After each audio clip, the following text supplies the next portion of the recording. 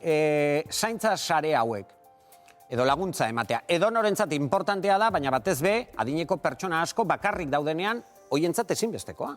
Ezinbestekoa. Nik uste, azteko nik uste eskertu eta txalotu behar degula, ez? Olako ekintza osoko importanteak direlako, baina ez orain ere, baina epidemia daukagulako, baina beti da inikan importanteak izan dira, eta askotan ez diogu behar den garrantzia eman olako ekintza. Emango diogu hemendik aurrera? Bueno, hori oso galdera ona da. Lehen Boris Johnsonena komentatu dezunean ere ni pentsatu dut, ez? Kultura anglosajonetan, Estatu Batuetan, Inglaterran, Kanadan eta bar, garrantzia handia ematen diote Bolondresako kontu guztieri. Eta hemen ez diogu hainbeste ematen, ez? Nik uste apreziatu eta txalotu egin behar degula, eta gainera nik uste jendea jakin behar dula azkenean bestearekiko konpromiso hori ez dio bakarrik mesederik egiten jasotzen duenari, baizik eta ematen duenari ere, ez? Eta nik uste gizarte honek nolabait errekonozimendua beharko liokela Bolondresa guztiei, ez? Nik uste bai momentu honetan erabat importantea da.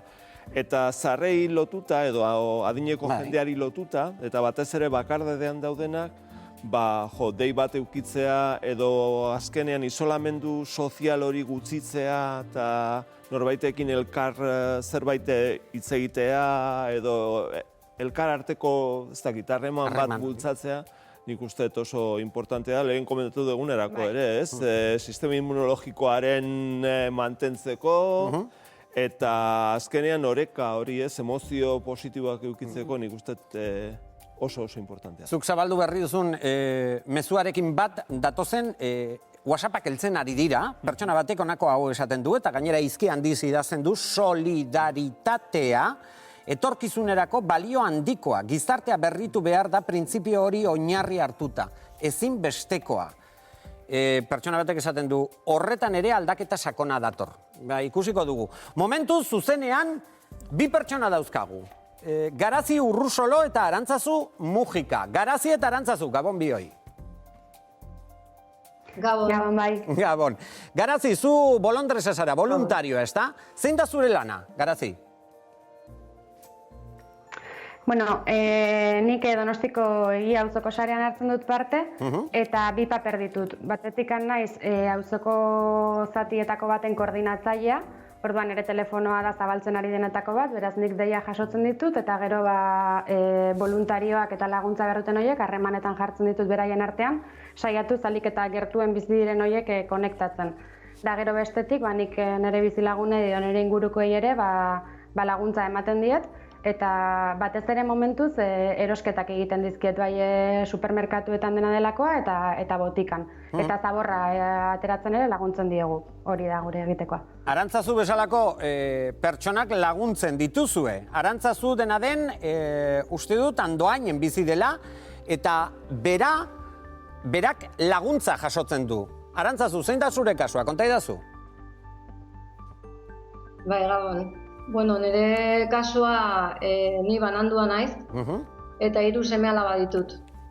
Eta orduan, beraiekin tokatzen zaiten astean, ezin detenez, hasiera batean familian laguntza izan nun. Bai. Baina gero egoera pixka bat larritu zanean, eta ikusi genunean, familikoak ere zintzutela atera, eta banekin Andoainen sortu zala talde bat, Bolondres talde bat, eta deitu egin nuen WhatsApp bitartez iritsi zitzaidan informazioa, herrian ere kartelen bat edo beste ikusita, eta gero jakin dut ere Bolondres talde honek gurutze gorriarekin bien artean lana egin zutela,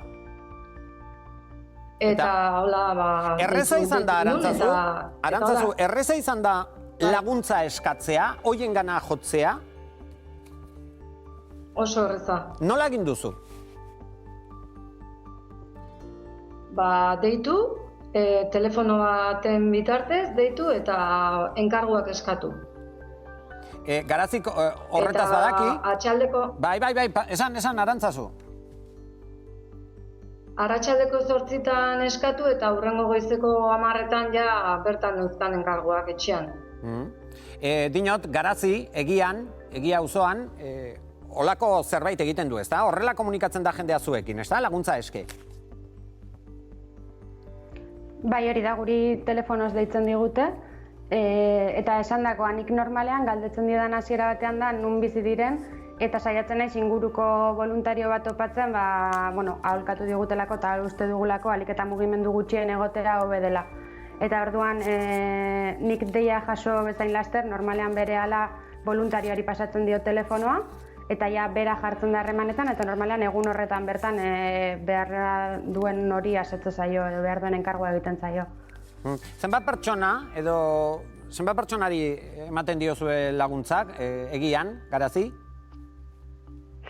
Guk momentu honetan ditugu 80 bat voluntario laguntza emateko prest, eta 32 daude martxan horietatikan.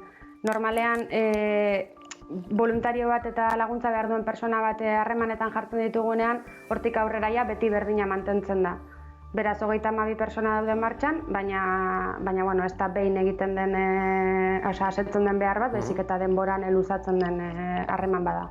Bueno, printzipioz herritarren ekimenak dira eta funtzionatzen dute. Hemen bi adibide, Garazi bolondresa da, voluntarioa da, jendea laguntzen du, eta Arantzazu laguntza eskatu zuen behar zuelako eta laguntzen diote. Eskerrik asko bioi, musu handi bat, besarkada handia eta eutsi goiari. Berdin, eskerrik asko. Gabon. Eider, importantea da hau.